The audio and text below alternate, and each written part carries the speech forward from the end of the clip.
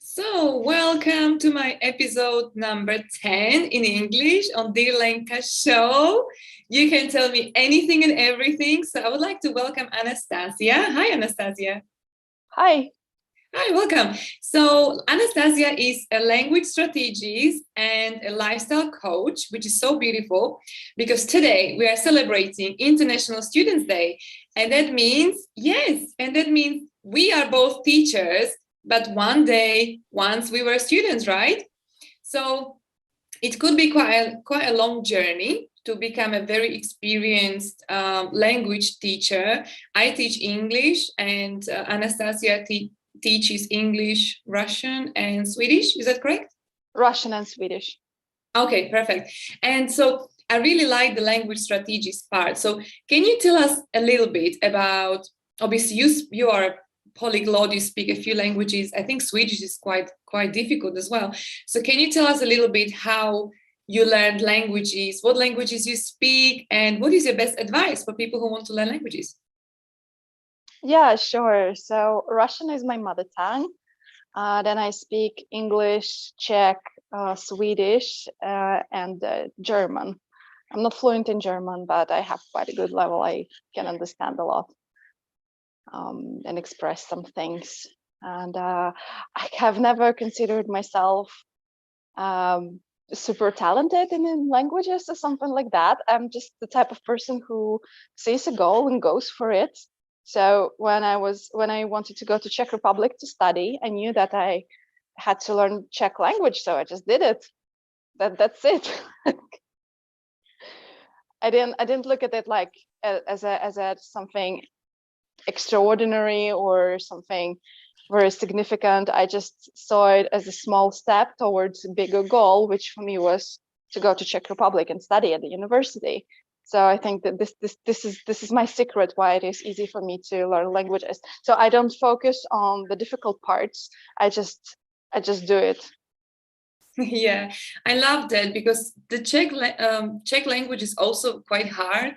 I am pretty fluent because it's similar to my language, and I actually grew up with the Czech TV in Czechoslovakia, but it is a very hard language. And especially for, I think for Russian speakers, it's a little bit easier than for Ukrainians, apparently, or something like this. I don't quite know because there is a difference between Ukrainian and Russian. I also learn Russian and I can speak Russian.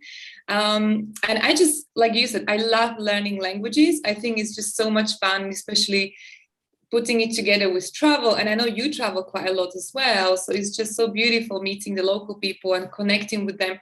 Would you say the connection is different when you speak in English with them and when you speak the local language? Let's say when you go to Spain. Yeah, absolutely. Sometimes it feels like you speak to a different person. Like if we were now to speak Russian or Czech, it would feel that we are talking to some other person. And I love this saying that it goes something like, if you speak several languages, you have several personalities. So. Oh, I like that. Yeah. So I don't think that it's like completely different person, but it just gives a different feeling. It's definitely the connection is different, I would say. Do you want to switch for a little bit into a different language? Русский, пожалуйста. Русский, пожалуйста. Я говорим по-русски, немножко. Хорошо. What I remember was "Здравствуйте, ребята." Отлично. That was like Russian language, but I really like that because you wouldn't believe, Anastasia, but when I was traveling in Asia, there were some places like in Vietnam, in India, where everything was in Russian. Like I was like, wow, I haven't been to Russia, but now I know how it feels. And I could have some Russian food and some Russian cosmetics. There were shops. So it was awesome. Now, can you tell me, how did you become a language strategist and what does it mean? Yeah, so I used to be a Russian and Swedish teacher for a while, and then I started seeing certain patterns in the way people were thinking and approaching languages. I could see limiting beliefs that many people think that they are on the way for them succeeding or for progressing very fast. So I just got an idea to write a book about it, which is called 5 Simple Steps to Start Speaking a Foreign Language.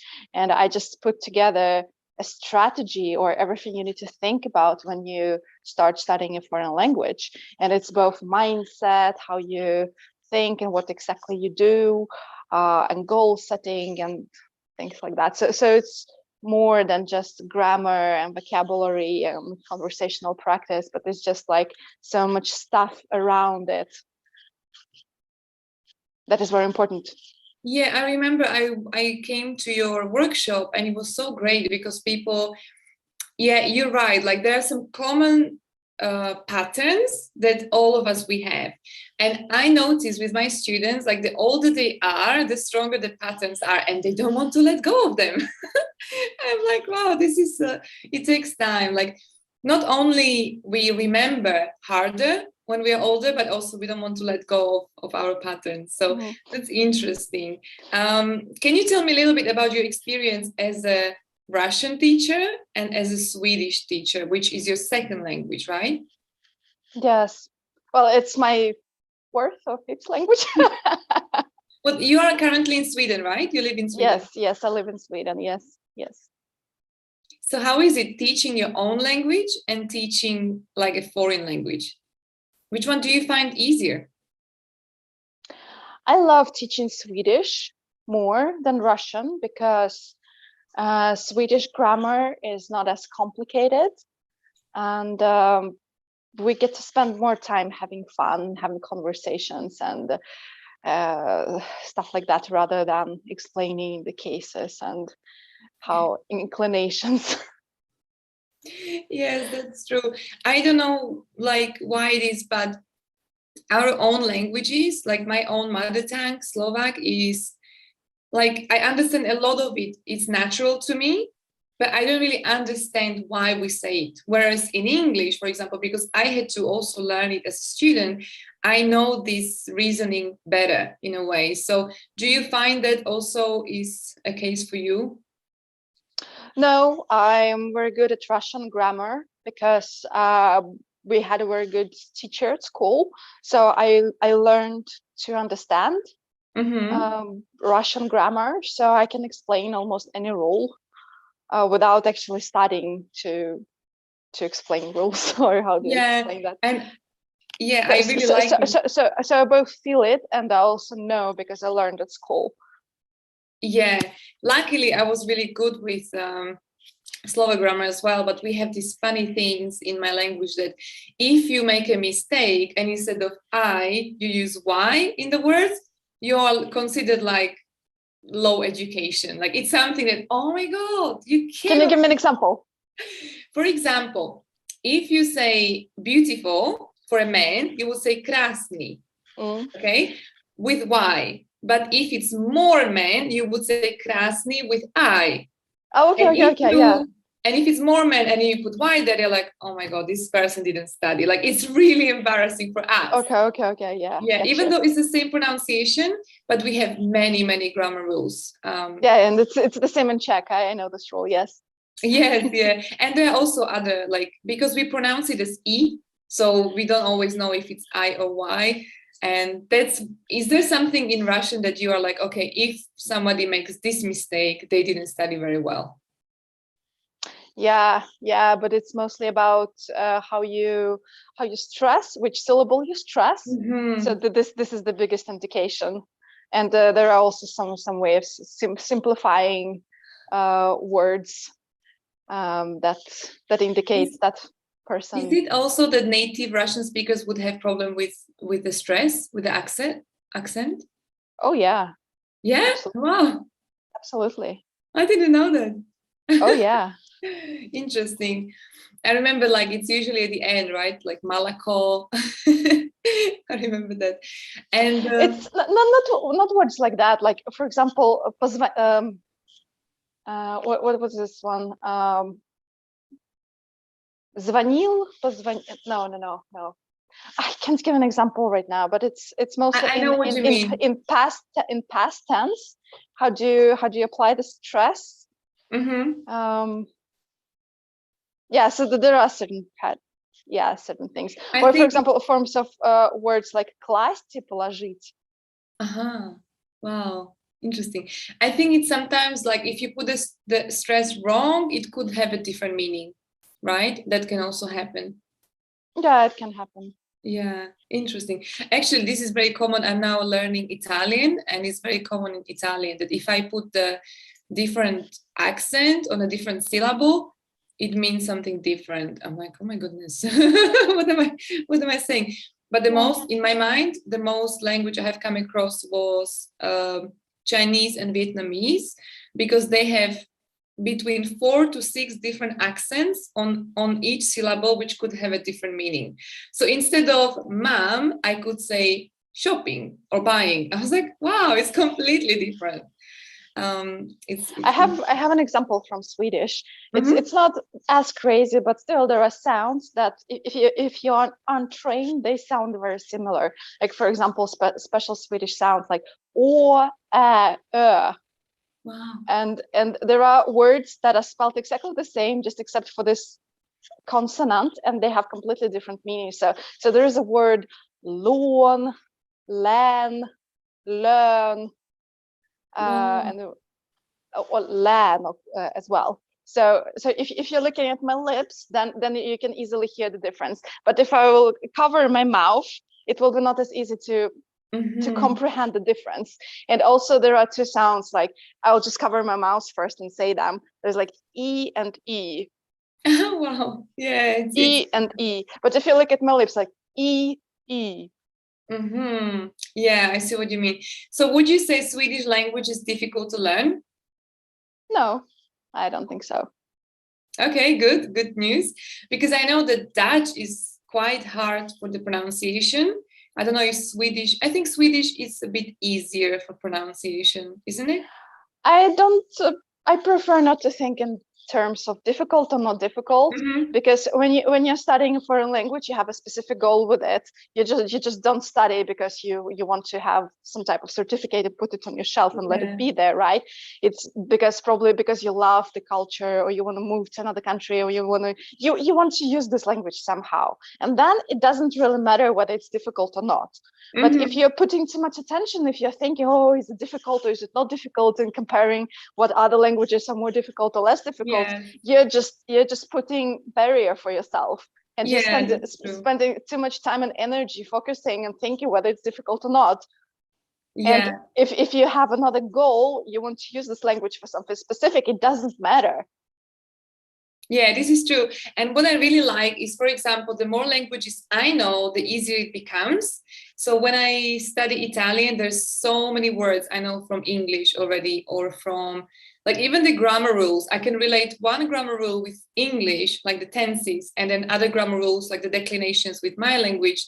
I'm like, okay, it makes sense. So I like that. And I think Finnish in Europe is one language that has the least international words. Apparently, there was one traveler, he made a video and he said he found like one word in the streets of I don't know where he was in Finland, maybe Helsinki, that was international. There was, I think, apoteka or something. So yeah, that's interesting. But I would like to move on, Anastasia, to the second part of your profession, and that's your life coaching. So lifestyle coaching, sorry.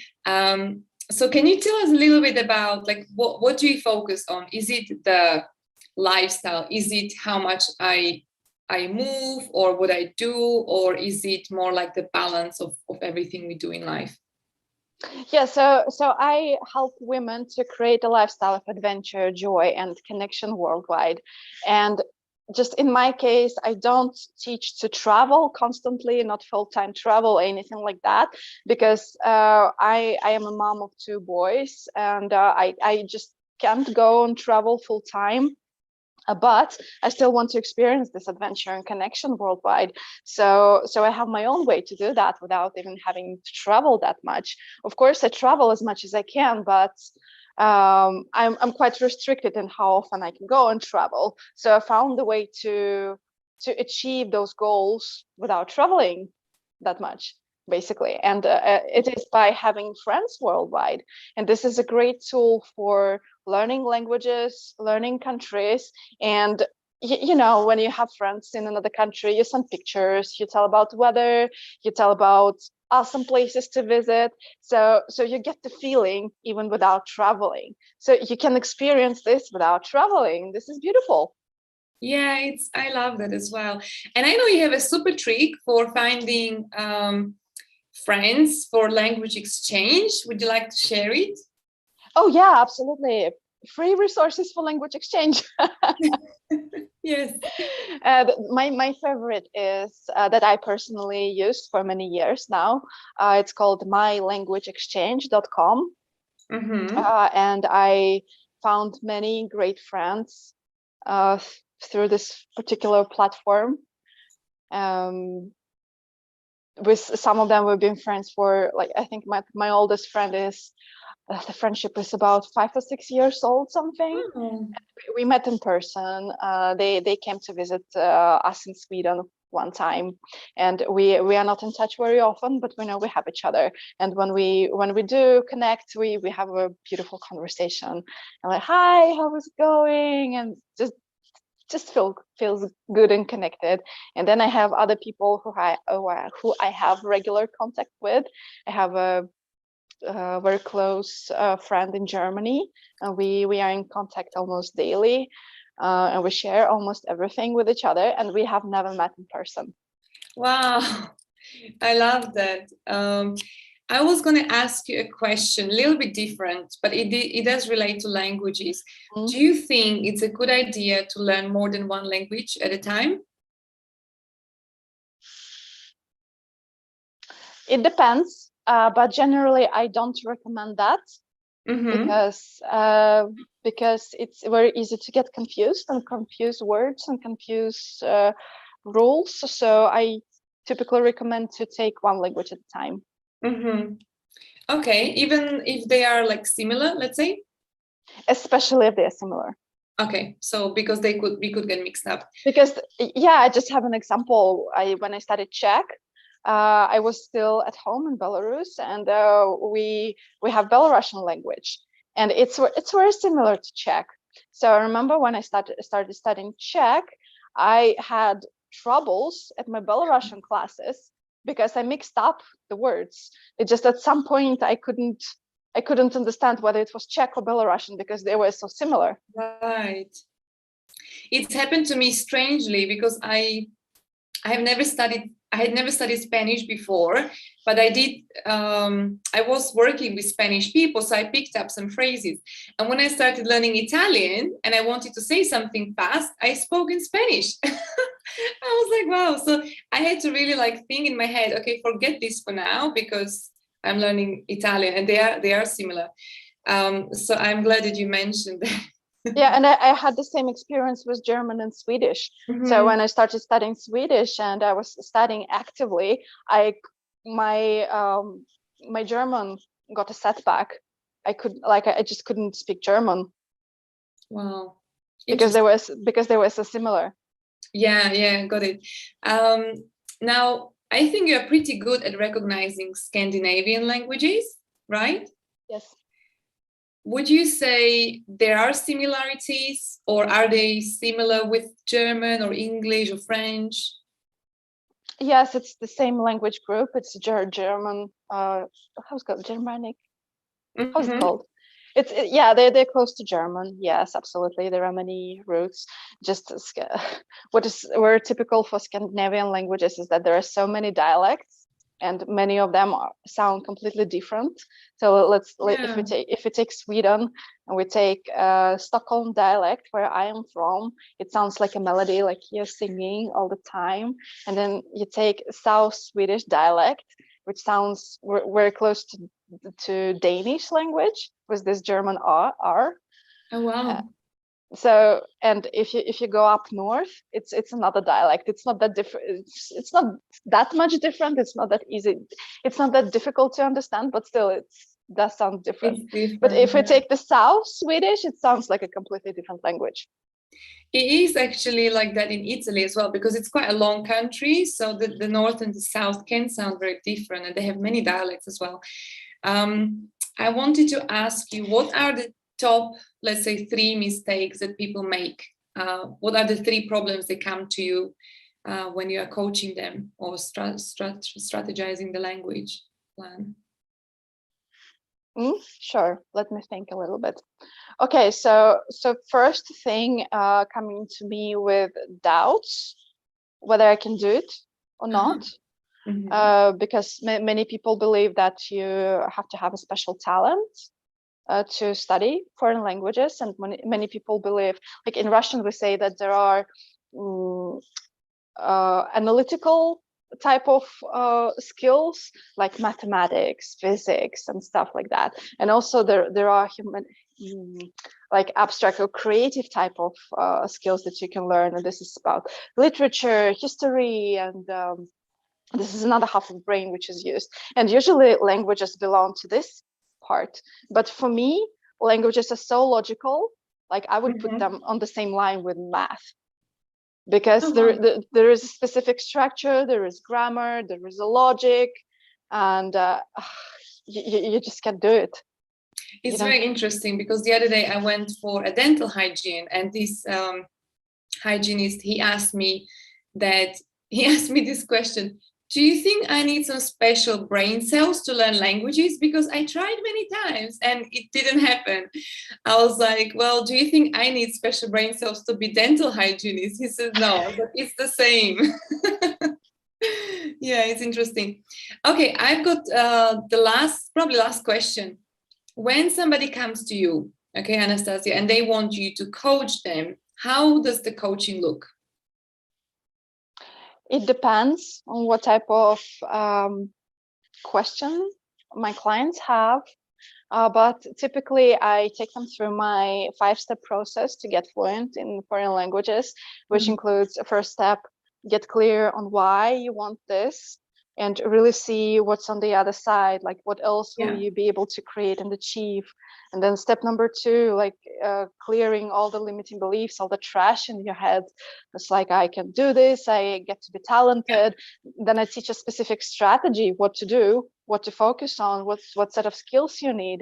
And the last step, almost the most important, how to have fun while studying, and how to have your hobbies and integrate them into learning, so that you use the irrelevant vocabulary, so you can actually have usage of what you're learning.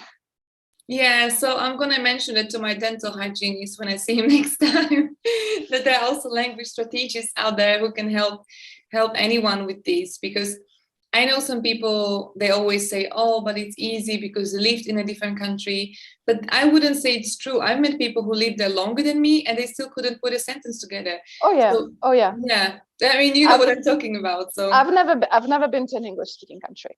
Wow, there you go. I would say the Swedish level of English is pretty good, right, in Sweden? Typically, yes. Because I met Swedish people and I was like, where is the accent from? Is it American? No, I've never been in an English-speaking country. So the education must be pretty good in there. Yeah, but I'm not born. I'm not born and raised in Sweden. Yes, so it doesn't count. Yeah, absolutely. And it also depends. It depends on the willingness of the student, like how much you want it, you know? Absolutely. Yeah, because I truly believe it can be really hard, and in like less than 3 months you can have a conversation with people, even if you never knew this language before. That's what happened to me in Italian. Like I remember my first time I went to Italy, I bought this Italian dictionary and I went everywhere with it, and I was just talking to people, like waiters, and I just practiced. The second time I went, I found this Italian language for learning in the car. So I just listened to it on the way to work and from work, and I learned a lot from that, because it was very, very efficient. Like they would repeat the words 2 times, they would tell you the meaning, and then use the sentence, and it was really great. And now I just live in Italy half of my time, and I just happen so fast that I learn it. So yeah, but the funny thing about me is like I speak several languages. I'm a language strategist, right? And I've been to Spain this weekend. I don't speak Spanish. I know a little Oh, bit. yes, you did. Yeah, I can say like no comprendo, but I can say gracias and I can say hola, right? And when I Yeah. were in different places at a cafe and stuff like that, guess what? I spoke in English, even though I could say gracias. How difficult was that? But I still spoke in English. Yeah. Yeah, so I've just got a couple of questions here actually, because I've got some viewers. So thank you for Cool, your time, cool. Anastasia. Cool. We've got Abigail from our leadership course. Yay! And she says, what are some ways that I can learn languages besides through books? Anything more interactive? Textbooks have never kept my attention as well. Language exchange partners. You mentioned the free resource. What was the website again? mylanguageexchange.com. If you go to my website, you can get a recording of my workshop where I teach the whole strategy in detail. So if you want, you can get it for free on my website. What's your website? It's my name, last name, anastasialind.com. Okay, I'm just gonna pop up in the chat. Perfect. And Abigail also says, here in America we have different accents, but it's still English, so that's fascinating. Interesting. I associated it more with grammar, so yeah, very good point. I love that. So yeah, there are several ways. Like I've mentioned, I learned by reading, by listening, by watching videos on YouTube, just when I was cooking, by talking with my friends, actually watching my favorite show, Gilmore Girls, in Italian or in German. I remember I actually refreshed on a lot of German before going to live in Austria when I watched Gilmore Girls in German or Friends in German. Like it's pretty awesome. So there are four different skills that you get to practice, that you get to focus on: reading, listening, speaking, and writing. Yeah. And it really depends on your goal. But if your goal is to learn to speak, then you get to practice speaking, and all the other practices they will help and support, but you still get to practice speak. You get to practice speaking, and their language exchange partners is the best thing. Like I have a new somebody I met just a couple of days before to learn Portuguese from complete zero, and my exchange partner wants to practice speaking English, and we send voice messages to each other, and my partner is saying to me all the time, I want you to speak Portuguese to me, say something in Portuguese, and then I know I get to sit down and learn a couple of phrases so I can actually record a message and say something in Portuguese. I love that. So definitely go into Anastasia's website, AnastasiaLind, LIND.com, and go and register on mylanguageexchange.com and get your exchange partner, because it's helped me a lot. There was a website when I lived in England on Gumtree where people could advertise furniture and anything plus the exchange skills, which was great. So definitely, Abigail says thank you, and her goal to learn a foreign language is to have that knowledge in my toolbox as an author. She's an author and a writer and a creative writing coach. So she's actually coming onto my show tonight, so stay tuned. Thank you so much. So Abby, I would invite you to think about it a little bit more. Like, what else will you be able to create when you speak this other language? Like, what exactly, like something tangible? Like, will you be able to have business partners or clients in another language, or will you be able to run your course in another country and stuff like that? Just go deep into this. Yeah, that's for sure, because if it's something like, okay, I'm going to write a book or a poem or connect with people in a foreign language about creating writing, then definitely that would be more specific, right? Yes. Okay, and I was just gonna say thank you so much for coming onto my show. I really appreciate Thank you. I love your language workshops. Please go and follow Anastasia. Are you also on Instagram, Facebook? Where can people connect with you? Yes, I'm on Facebook. Okay, so Anastasia Lind, she's on my friends. Go and connect with her, follow her, watch out for workshops. She's giving so much value and she's very, very supportive. So thank you so much. And I'm going to bring you back again, maybe on the International Teachers Day. Yeah, absolutely. Yeah, Sure. I would love that. Or International Language Strategist Day. Who knows? Maybe there is one. Yeah, let's invent this one. Yeah, we're going to find out. So thank you so much. And thank you everyone for watching. And I will see you